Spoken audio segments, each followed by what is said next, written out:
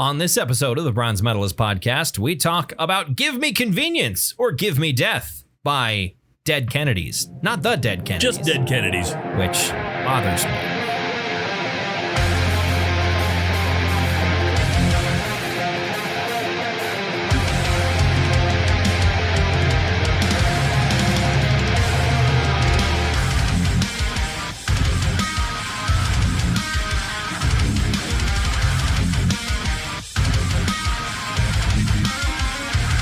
Hi, everyone. Welcome to another episode of the Bronze Metalist podcast. I'm Kayle. I'm OJ. We're two professional broadcasters. We like metal and we like talking about it. And today, yes, we're talking about Dead Kennedys. Give Me Convenience or Give Me Death. Why does it bother you that there's no the? I feel like there should be. It should be the Dead Kennedys. I feel like I've called them that for the last 30 some odd years. You've said the Dead Kennedys? I've said the Dead Kennedys. But that's not what they are. It's just Dead Kennedys. And it's awkward. It's weird. But I feel like it's what your aunt has done with things like, the Facebook. The Facebook, yeah. The Twitters. The TikToks. Yeah, I get where you're coming from. But sure. like grammatically and just, in terms of syntax and what feels good to say, the Dead Kennedys feels much better. Mm-hmm. But that's not what they are. They're just Dead Kennedys. Yeah. But yeah, this is a compilation album of a bunch of their earlier songs that didn't end up on any of their studio albums. So it's most of their earliest work. They're some of their debut stuff. Right, but this right here is very, very well lauded. But yes, it is. Yeah. Because it's a lot of the stuff that made them popular in the first place. Right. The stuff that got them big enough to make studio albums. Sure. And several studio albums. Like Fresh Fruit for Rotting Vegetables, things like that. Yeah. So we'll talk more about Dead Kennedys in a while. First, how are you? I'm doing very well. Thank you very much. That's real good. I don't know who we are all of a sudden, but now we are these people. We have Tarnation. Oh hell. Yeah, you doing all right? I am doing okay. I'm a little worn out.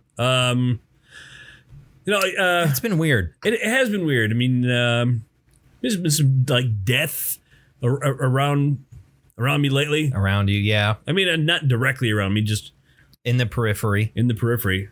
So an old friend died. Heard about a couple weeks ago, and my wife's uncle died, and it's just happens. You get old. That's what happens. You get to about my age.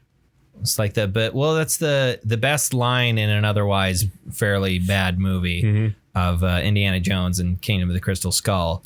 Yeah, as at the very beginning when his friend, who is a new character invented for that movie, sure, goes like, you get to a certain age and life stops giving you things and starts taking them away. And like, that's a very good line. And then the rest of the movie sucks. that part pretty Sadly, good. It's sad. It always makes me sad when they do that. Like this new Matrix movie that's coming out. Yeah, I've seen usually I'll watch the trailer and I'll go, hey, if it's like the trailer, it's a good movie. And then like, I'd say 60-70% of the time, it never stands up to the trailer. Yeah. And this time I watched the trailer and I'm like, no, if it's like the trailer, then it'll be bad. So yeah. But maybe you'll be wrong. Because there have been, oftentimes, I think there are a lot of good movies that have bad trailers, that are movies that have been like horribly mismarketed, right? That ended up being really good. Like, I don't know about really good necessarily, but I think of the Liam Neeson movie, The Grey. Okay, yeah. I never saw that. That movie was terribly mismarketed. Really? As being like purely a Liam Neeson action flick where he fights wolves. Really, it's more of a psychological drama about this incredibly depressed and tortured man, like fighting tooth and nail for his life, where it's very easy to take things in a much more metaphorical direction. On the surface, yes, it is a movie about a man in the Arctic fighting wolves.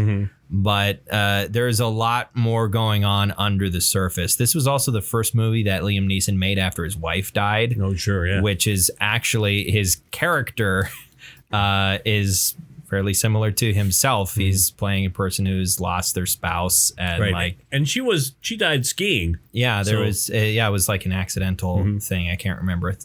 Something with her heart. I don't remember what it was, but this was shortly after that happened. Right. But so yeah, I really enjoyed the movie, and I was like a teenager at the time, and I was already like, yeah, I understand sort of what's going on under the hood here. I get that, but it was marketed just as like action movie where Liam Neeson fights wolves, right? But yeah, there's been a lot of like decent movies that have been really, really poorly marketed because studios just don't know what to do with them. Right. Like they're made by studios who don't understand what they're going for. I feel like one studio that doesn't have that problem is A24. Mm-hmm. Like A24 puts out a lot of like interesting, not always good, but usually pretty decent movies that are like interesting independent filmmakers. And the trailers usually are pretty representative of what the movies end up being. I have not found that I was sold a false bill of goods with any A24 movie I've watched. They usually ended up being more or less what I expected from them. Yep. You were looking stuff up there? Yeah, Natasha Richards, she died skiing accident. Oh, it's just skiing. Okay. Yeah. I couldn't remember exactly in Canada, what it was. Yeah. But, well, she didn't die in Canada. She had the accident in Canada. They metalifted her to New York. Okay. Yeah, that's maybe why I thought it was some hard thing, because it was she didn't like, die on the scene. Right. It was a process. Mm-hmm. Anyway, that's depressing. The movie is very depressing. Like that's the other thing about it is it at no point in the gray are going fuck yeah. It's like, oh god, again. And like he's with this group of other people that slowly are being picked off. And it's like there's not a single kick-ass moment in the entire movie. It's just depressing and brutal. And people were not expecting that when they went into the theaters. And so the movie performed pretty poorly because like people went in expecting a kick-ass thing and were like, wow, this made me really sad. I don't like this. I'm going to go online and complain. So I wonder if they had marketed it as a slapstick comedy. Yeah, perhaps. Perhaps that would have been more successful. I had to keep myself from doing a spit take. Yeah, like in a slapstick comedy. But that would have been, I don't know how you could cut the trailer to make it look like a slapstick comedy, but add some boings in there. Yeah, put some boings in there. Yeah, there's been other movies that I can't think of off the top of my head. But I was talking to you about a weird movie that I'm actually rather interested in seeing now, called Malignant, which is directed by James Wan, who did the first two Conjuring movies, and he's done the Insidious movies, and most recently Aquaman, which was sort of out of character for him, but worked very well and made an insane amount of money and was apparently pretty good. I haven't seen Aquaman, despite the fact that it's got Jason Momoa and like Tamura Morrison is in there, and I'll watch anything that has Tamura Morrison in it. Fucking Boba Fett, man. Even though like Tamura Morrison is just playing Aquaman's dad, but I watched like a scene of them like at a bar together, and I like it. I love seeing Tamura Morrison in literally anything. He was the original Boba Fett in the first movie, wasn't he? No. He was just Jango Fett. Yeah. The actor that originally portrayed Boba Fett in Empire Strikes Back passed away recently. Oh, did he? I didn't know that. He was in his like mid 70s or something like that. But it was just like a British actor, and so Boba Fett had like this really rough Cockney voice in the original cuts of the movie. That's one of the things that I don't mind in like the newer versions of the original trilogy is that they had Tamura Morrison redub Boba Fett's lines, because I expect that. Like it's like, oh, of course that would be Tamura Morrison. Like it would be weird if it wasn't, because I've grown up knowing him as the Fetts and all the clones and everything. So that doesn't bother me. Some other things I don't think I've ever seen in my memory. I think I probably have seen some like original VHS copies of the original trilogy, but I was very young. Like since I've been making like concrete memories, I don't think I've seen So not in the last 5 years or so. Yeah, only the last 5 years. I think my memories in the last 5 years are actually less concrete than the preceding because period. Alcohol was introduced to me. No, since I've been like 10 years old, I don't think I've seen the original versions of the original trilogy of Star Wars. The theatrical release I have not seen. Yeah, I saw that when it was re-released. I didn't see it the year it came out. I saw that they re-released it the following summer because they made tens of trillions of dollars on this fucking movie.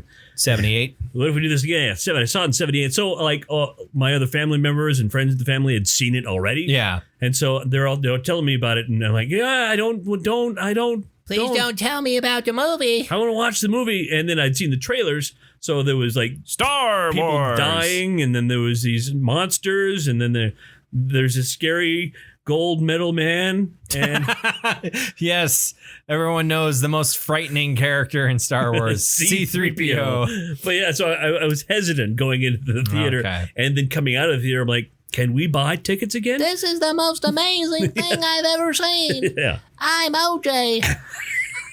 This is what OJ sounded like when he was 7 or however old you were. When you were 4. You sounded like a 45-year-old nerd from an old animated show, like an old cartoon. Sure. Well, you see over here, this is where my stapler's at. All my post-it notes for organizing things. Yeah, that's going to be a D&D character. It has to be. We did our first sit down together for our D&D game. That was fun on Sunday, and I'm happy with how things went, even though we didn't really do much other than make characters and we did a short little content. I feel like I learned a lot. I feel like your friend Matt was very, very good with showing me how to do stuff. Matt is a pretty good teacher. Yeah. Generally speaking, I think he's a better teacher than I am. For the most part, if I know a lot about something, I find it difficult to explain to people how you get to a point where you know more. Like I find it difficult to teach other people about things that I know a lot about. Sure. That have any sort of like mechanical aspect to them. And I feel like this is how you are. I think I know you well enough to know that if you try to teach somebody that you know a lot of stuff about, something that you know a lot about, you're going to teach them all that stuff. Yeah. And it's going to overwhelm. And I'm going to talk for an hour and a half and then I'm going to be done. And then I'm going to be like, why didn't you do anything? I talked about all that stuff. Yeah, I told you everything. You talked about everything. I absolutely do that. And I know I did that to you on Sunday. You had one ability and you're like, what's that? And I was like, we talked about that, OJ. It's like, yeah, you also talked to everyone else about all the other things too. So, yeah. Just give me a 5-word sentence. I'll pick it up from there. Yeah. And like 5th edition is one of those games that's pretty easy to learn by playing. Sure. I already wanted to overcomplicate it anyway because my experience is mostly with 2nd edition. Yeah, so. Which is vastly more complex than 5th edition. Yeah, I mean, because like a lot of the extra moves and the bonus moves and all the stuff like that, in my mind, that was like, oh my fucking God, we're going to have to do all of that as well, as part of the play. Nope. It's not. It's 5th edition is super easy, very smooth and simple. Yeah, it's on a given turn you have an action, you have a bonus action, and for the round you have a reaction. Mm-hmm. Those are the things you got done. You can and you can split things up in many different ways. It's pretty intuitive. It's very nice. We didn't get we didn't get a chance to explain reactions. Mm-hmm. But that's like certain things. Like for you, it's opportunity attacks, basically. And your brace maneuver is a reaction. You had that on a card now. I saw. Yeah, that covers anything that you can do during a round, but not on your turn. Mm-hmm. Right. Is stuff that you can do as a reaction. But so brace would be a reaction. Yes, and an opportunity attack is also a reaction. But once you've used your reaction for the round, you don't have it again until your next turn. So if you use brace on your turn, that means you won't be able to take an opportunity attack until your turn, the end of your next turn. Right. Because you've used your reaction and you only have one. Until your initiative. Yes. So that's, it's pretty intuitive, generally speaking. It's easy to pick up. I felt like even Dungeon Mastering 5th edition is easy to pick up, I think. But there's lots of like little minutia and stuff that people love to debate about on the internet. But really, a lot of those cover things that if you fuck them up in some way, it's almost never a big deal. But I'm fairly anal, so I try to have the correct ruling stowed away somewhere in my head. All the minutia. To reference. But what is it? Oh, surprise mechanics. Surprise mechanics in 5th edition are weird and fiddly, and every time I want there to be an ambush, I have to like review how it works because it's weird. That was the whole thing with like people's passive perception and whatnot, trying to figure out. Surprise mechanics are weird, and they're kind of a pain because like 3rd edition you had what's called a surprise round, where you as the attacker or your attackers get to do a bunch of stuff in a special round, and you don't get to do anything because you've been surprised. Your whole party, it covers your whole party. In 5th edition, there is just the surprised condition, which is like, it's a condition like unconscious or poisoned or anything. It's a status affecting your character that happens on the first round of combat. It's just round 1. Can you roll? Is there a save for? The save is your perception check. Yeah. That's the, it's, it's not a saving throw. It's just your perception check. Right. Is how you prevent. Perception. Yeah. Yeah. It's how you prevent being surprised. Save versus ambush. Yeah. Save versus their ambush score. Now that sounds like it would be something in like 3.5 or Pathfinder or something like that. I've never played actual 3.5 or Pathfinder, but I have played Star Wars D20, which is basically the same thing. Some people who have played both are gonna be like, actually, but I'm actually, sir. One's Star Wars and one's D&D, and that's true. But they're based more or less on the same system and use a lot of the same game design philosophies. Sure. One thing is kind of throwing me off a bit is that they're almost always, when I played a campaign with other people, somebody in the party was a thief. Thief was a huge, an important character. That's not a thing anymore. Well, it's rogue. There is a rogue subclass called thief. Sure. Rogue just cover most of the classes in 5th edition are more broad, but rogue covers everything that is kind of shady. Okay. Anybody that's kind of shady falls under rogue, generally speaking. So you have thief, you have assassin, right? You have arcane trickster, you have prankster. Yeah, you have scouts and masterminds and inquisitives. So like an inquisitive is like a detective basically, but classic noir fiction, like we're not so different, you and me. You would make a good criminal in another life. That's the inquisitive basically. So that's all rogues, right? But I mean, it seems to like thief was like an important, like you had to have one. You had to have one. Is somebody to detect traps, somebody to sneak, anybody can do that now. Sure, it's just Hannah's character is a bard, so she's going to be able to handle most of that stuff. A lot of the thief stuff. Yeah, she not the stealing part of the thief stuff, but potentially stealth checks or lock picking or things like that. Cool. Bards get a feature called Jack of all trades, where basically the idea is you are a very worldly person who knows a little bit about a lot. So you can try this and have a mild advantage with it. Nice. But we don't have she's kind of like the only skill jockey in the group. Everybody else is rather more specialized in their stuff. But yeah, I don't know. We'll see how it goes. I mean, if you're finding and part of the campaign here is that, it's up to you guys where to go. If you're finding, we're doing a lot of stuff that would be really nice to have a rogue for, go do something else. And if you really want to, if you really want to do that stuff, well, maybe your next level up, multi-class into rogue somebody. So you can do that now? Yeah. Or take a feat that gives you a proficiency with thieves tools. I'm pretty sure there is one. There has to be.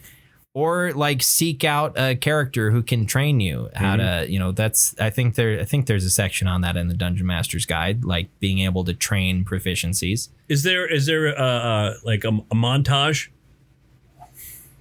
Theoretically, it certainly depends on. You could do a montage. Most of the stuff like that, where it's like you could potentially pick up a proficiency via training. Most of that is stuff that needs to take place over a course of weeks. But if it's just you who's doing that thing, it's kind of not fair to the rest of the party to say, all right, we're going to skip a month in advance after Thistle has completed his lockpicking course. Hey, guys, I can do a thing now. Yeah. Great. Good job. We've all been waiting. But I mean, like downtime, I think, is an important part of any long form D&D campaign. Sure. It's like having a couple weeks off here and there for your characters to go and do stuff like that. That's a feature that hasn't been around in a lot of D&D games that I've played in. There hasn't really been much downtime in a lot of games that I've played in, which is something that I miss because there's so many shows that I listen to and or watch where like downtime is like a key component of what they do. Like the Adventure Zone has whole episodes focused on like downtime and making shopping fun by having the shopkeepers be like fun, crazy characters and stuff. Like, sure, like that can be its own thing. I would like for maybe my character to at some point have some downtime and do a few pickup games of basketball. I think. Yeah, the person who everyone wants on their basketball team is the dwarf, the 230 pound dwarf. Yeah, who's built like a 4 foot tall strong man, the most capable at playing basketball. That's who everyone wants on their team. Did he just dunk? Oh my Did god! That dwarf just dunk? Hey, the wizard cast jump on him. You can't cast spells on players. That's cheating. Not allowed. That's cheating. I'll grab another beer. I remember back when I was younger, there was a basketball player named Spud Webb. Remember that? My name's Spud Webb. He was a very popular basketball player, but he was like as tall as you. And so I'm not that short though. But for basketball players, for an NBA professional, for NBA players, you're tiny, short. But but I mean, he would dunk. That guy could get some fucking air. Some people just got hops, man. Yeah, I absolutely don't. I think my vertical is probably about 2 inches. I have an impressive 2-inch vertical. Yeah, that's why the ladies love him. Yeah. All right. Shall we talk about dead Kennedys? Sure. So let's talk about the dead Kennedys. Yeah, the dead Kennedys. Yeah. We'll start with John. Then comes Robert. Yeah. Ted. Wait. No. Yeah. Who is the middle? Yeah. Robert Kennedy? Yeah. Who's the other? He was Ted Kennedy. There was Ted Kennedy. Well, Ted was the one that died most recently. Yes. But it was Robert, right? Yeah. He died after JFK. Yeah, but he was also assassinated. Right? Yeah. That was Robert. For some reason, I thought it's Bobby. Bobby Kennedy. That's why I was confused. His name was Robert, but everybody called him Bobby. Like they called the president Jack. Yeah.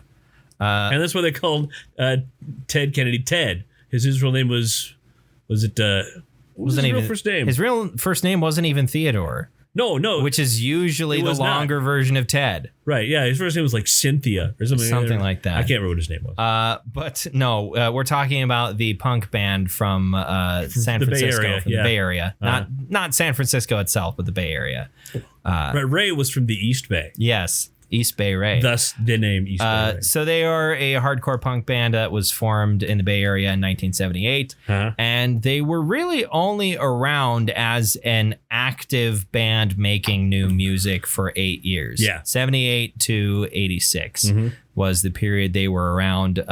Highly influential during that period. Yes. Especially like for as far as West Coast punk bands go, because I feel like punk rock in the United States was extremely dominated by like New York and the East Coast in general. And you didn't see a lot of punk bands from the West Coast. Yeah, there was, a lot of spotty punk bands. A lot of them had like a kind of a surf feel. I mean, yeah.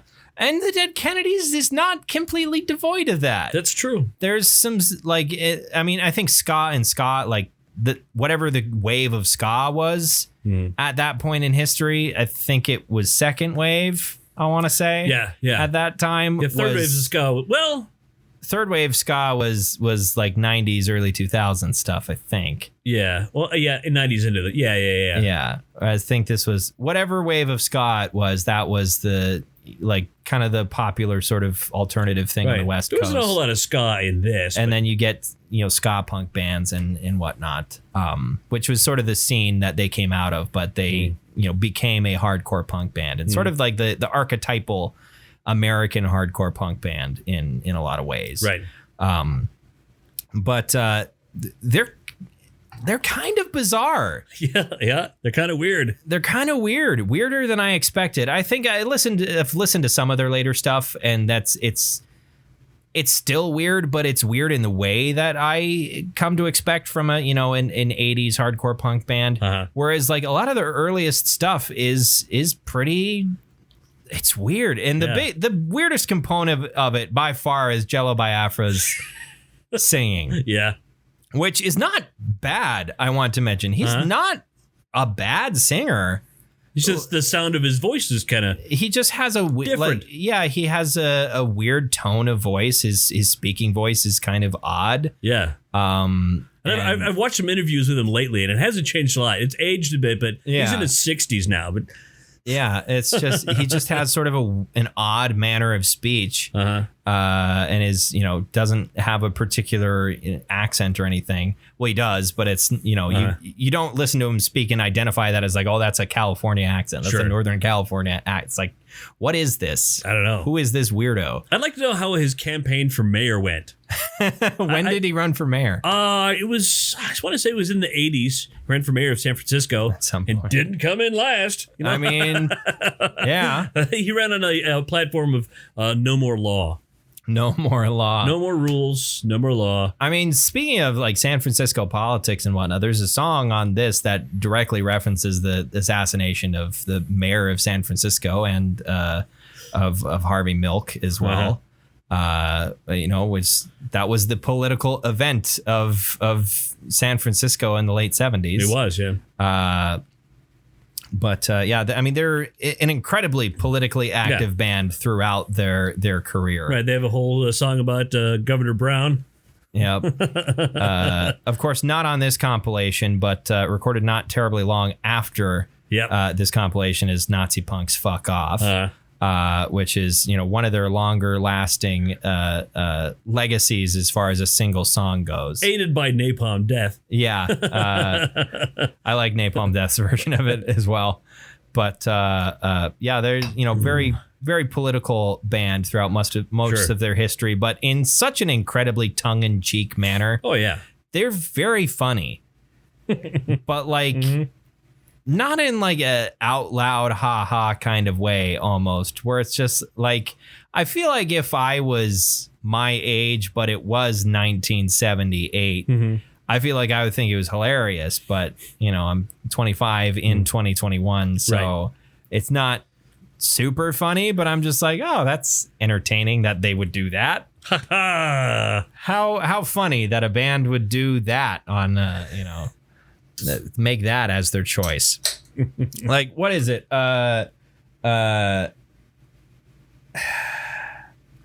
I'm trying to remember which song. Well, I mean, there's Night of the Living Rednecks. Yeah, well, which is a recording of a live performance. That's an impromptu story of him just telling a story with just bass and drums behind him because East Bay Ray broke a guitar string. Ray's guitar broke.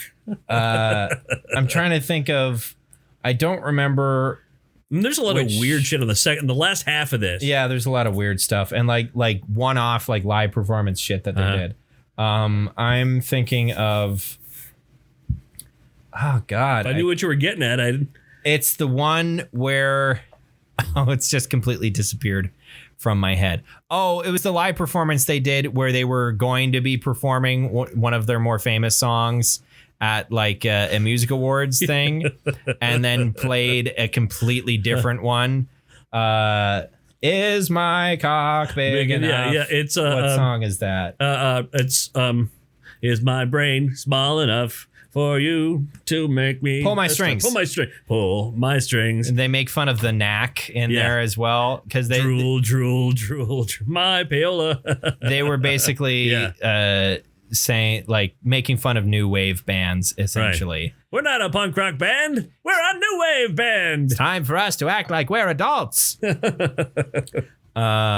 yeah, I thought that was funny. And like nobody knew that was going to happen.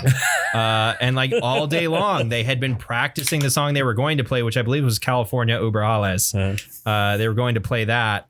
And like they'd been practicing that song all day and then surprised everyone. They had like ties on, but they were like behind their backs. And they like swung them forward. It must have been very entertaining to see. And incredibly unexpected. But is my cock big enough? Is my brain small enough? I think one of the songs off of here that's included on here. It's not off of here ultimately, but like one of their earliest singles that has lasted the longest is probably "Holiday in Cambodia." Of course, yeah. Oddly enough, I actually I did. I heard the Laz Rocket version first. You heard a cover version before the Dead Kennedys. Before I heard the Dead Kennedys version, yeah, which is odd. I think because it's continued to be one of their most popular songs, right? If not the most popular song of theirs, right? It was on Guitar Hero 3. That's how that's what I remember it from. I can't remember if it was the last or I think it was the second to the last set list of songs in Guitar Hero 3 in the campaign of Guitar Hero 3. Maybe I heard the Dead Kennedy version first and then didn't remember it when I heard the Laz Rocket version because the Laz Rocket, you know who Laz Rocket was, right? I don't. Oh, they were sort of a big part of the second wave of thrash metal. Okay. Great to do one of their albums sometime. Sure. Yeah. Sure. Why not? But you heard that version. You potentially heard that version first. Yeah. Okay. Some other highlights. I'm trying to think of the song that is just like it's the Secretary of State calling the calling the Prime Minister of the UK and talking about how we need to go to war because there's too many punks and layabouts. Is that the second to last track or is that the third to last track? I don't know. Second to last track is Night of the Living Rednecks. No, okay, yeah. Then there's the Prey. Is it the That's Prey? the Prey. Okay. Yeah. I liked that one just as like a weird thing that they did. It's just like, oh, this is the whole song. I thought it was just like an intro or whatever. Nope, no, the whole song is this conversation where the person who's the Prime Minister of the UK the whole time is just going, Who did Margaret Thatcher?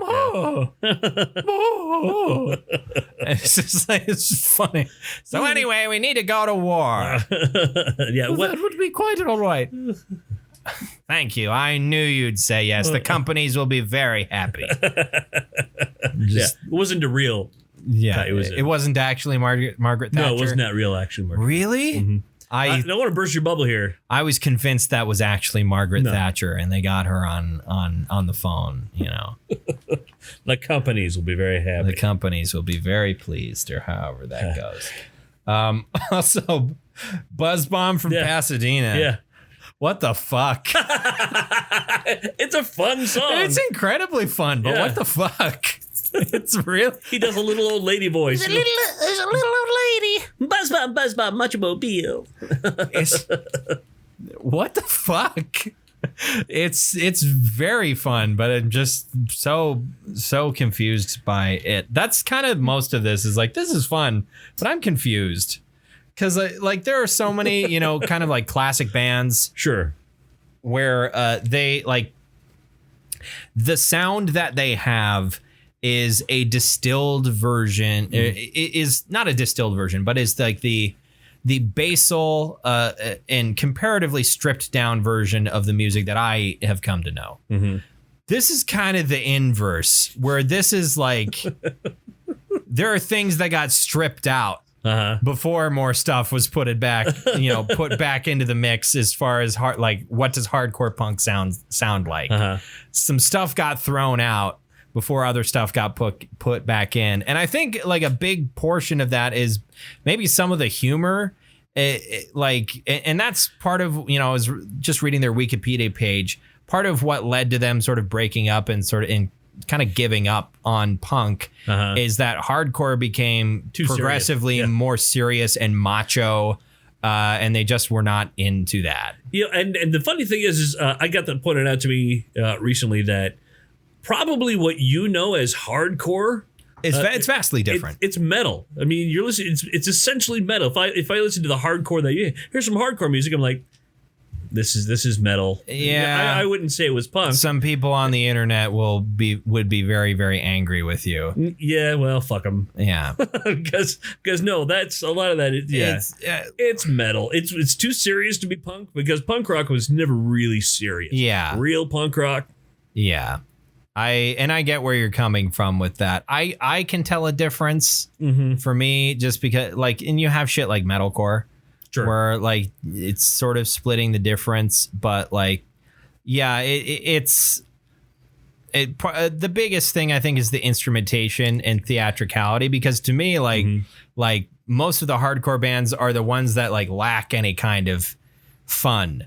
Like for me, like if you took most of the straight up hardcore punk bands of today, like something like Harm's Way or whatever, that's the band with the vocalist who's just looks like the fucking mountain from Game of Thrones. Okay, yeah, with a massive chest piece or whatever. He's just like jacked beyond all belief.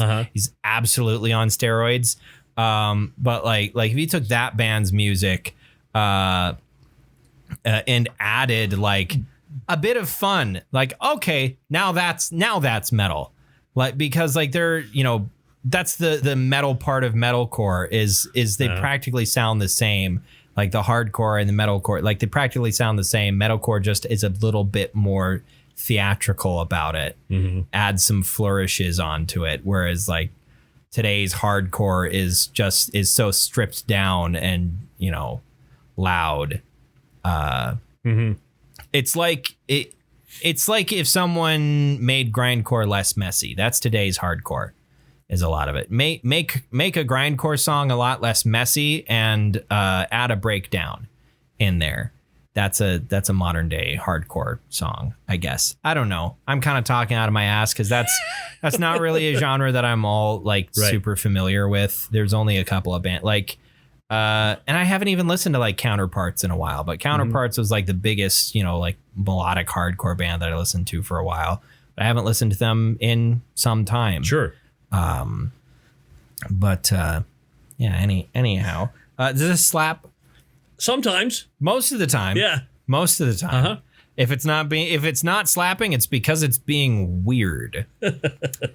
The score was high-ish. Like this is, a lot of their most well-regarded stuff from the early part of their career. So of course, it would score pretty highly. Although, of course, as one might expect for a political and very funny punk band that debuted in the late 70s, most people that were running any kind of publication when they made their debut were not particularly fond of them, especially because of their name, which most people interpreted to be like an insult and making fun of the Kennedy family, which the band claims was not their intention. The band claims that it was meant to be sort of like more of a almost kind of like a mournful thing, basically saying like you know, we're gonna sing political songs, and maybe things would be different if these influential people were alive. Sure, it was sort of the vibe that I got from reading their defense of their name and like where it came from. They weren't basically saying like, these guys are dead, fuck them. Right. They were saying like, hey, these are some dead politicians that were pretty well regarded and progressive for their time. Fuck you, Sirhan Sirhan. Yeah. Yeah. That was the vibe essentially. But this is, you know, retroactively been regarded pretty highly. Right.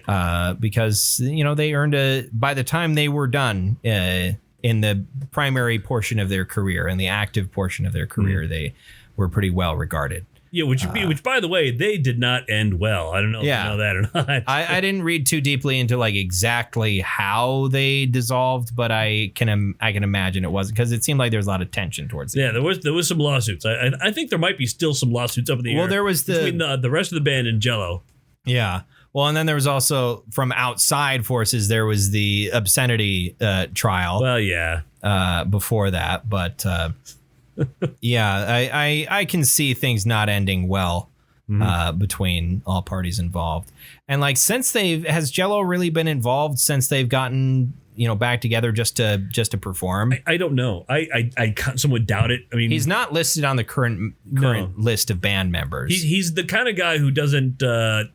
He's not talked into things very easily. Yeah. He's sort of a contrarian. Yeah. It's really. Yeah. Jello Biafra is a contrarian? Yes. Yes. Who would have thought? But yeah, I can see that. But yeah, they have like gotten back together simply as a touring and performing entity, but I don't think anyone really has any intentions of making any new music. No. They're just performing their old stuff. Which I think is fine. But it is weird to think of an active band that hasn't made any new music since 1986. Like this is an active band. They haven't made anything new for they're still playing though. Almost 30 years. No, over 30 years. Yeah. Over 35 years. Oh yeah, it will be 40. It's 19 in you know 9 years. 5 years. No, in 5 years. Brain. It's already been 40 years since 1980. 1980, yeah. Yeah. But 1986, 35 years. Yeah, I know. I'm getting a grasp on the numbers. All right. I'm grasping the numbers. I know my numbers real good now. I can say them in order. I got all my letters. Now I'm just turning into Grog from Critical Role. A, B, C, D. Okay, what's your favorite song on my favorite song on this album? You know, the song that always sticks in my head, and I don't know why, is "The Man with the Dogs." Yeah, it just does. It's one of the. I think it's a very energetic song. I have to pick "Holiday in Cambodia." Well, yeah, it's a brilliant song. It's a great song, and it's sort of my comfort zone when it comes to the songs on this album.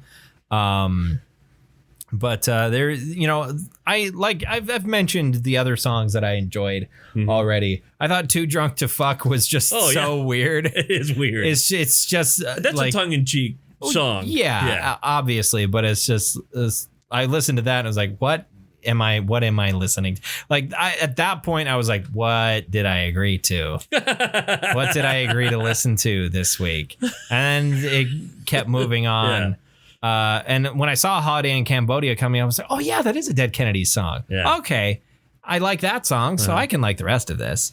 And that sort of let things click a little bit easier for the rest of the experience. But yeah. Or "Insight" is a great song too. I'm trying to remember who's that kid in the back of the room. Who's that kid in the back of the room? Setting all his things afire. Setting all his things afire. Now I remember. Yeah. Now I recall. Yeah. So what medal are you bestowing upon this? Like Maz Kanata Chewbacca? I have to put gold on it. Yeah, it'd be weird if you didn't. Yeah. I'm gonna say silver just because I wasn't given a particular urge to listen to more Dead Kennedys. Sure. But I'm glad I've listened to this and I have some experience with it because my experience with like classic punk is incredibly minimal. Sure. But I'm happy to have had this experience and exposure now. You have to dig up some TSOL. Just some other great punk from the Hades. From the did you say the Hades? The Hades. The Hades. Classic hits of the Hades. Yes. Classic hits of the Hades. It's just the soundtrack from the game Hades, which I still need to play. I've heard it. I've heard it's a really, really good game, and I've heard the soundtrack is a fucking blast. Mm-hmm. I've heard everything about that game is a blast, but I haven't played it. So next week, I had mentioned a different thing. I don't think we're gonna do that. Okay. Just because some other things popped into my head. Uh-huh. But maybe we'll talk a little bit about the thing that I was previously going to do next week. But what popped into my head, and I'm pretty sure we haven't done it before, is Dust and Disquiet by Caspian. Oh, I like Caspian. I've liked everything I've heard by them. The album preceding their newest full-length album. Okay. Which is an album I associate very heavily with fall, and we're moving into autumn. We're in meteorological fall now. Yeah, it's not calendar fall. No. Anywhere in the United States, but ask my friend Amber. Meteorologically, it is absolutely fall in North Dakota. There are leaves already starting to turn yellow. Next week, Dust and Disquiet by Caspian. We'll get to that. So until next week, you can find our pages on Facebook and on Twitter. We post new episode links there. If you're the type who wants to listen on your browser or just want notifications, follow us and you'll get them. Otherwise, subscribe to our feeds on your Apple Podcast app or on Libsyn's The Podcast Source. You can download that on your Android device via the Google Play Store because, you're like me and you have an Android. How dare you? Till we meet again. Did you forget how to do this part? Yep, I did. But you're Kayle. Anyway, thank you very much for listening.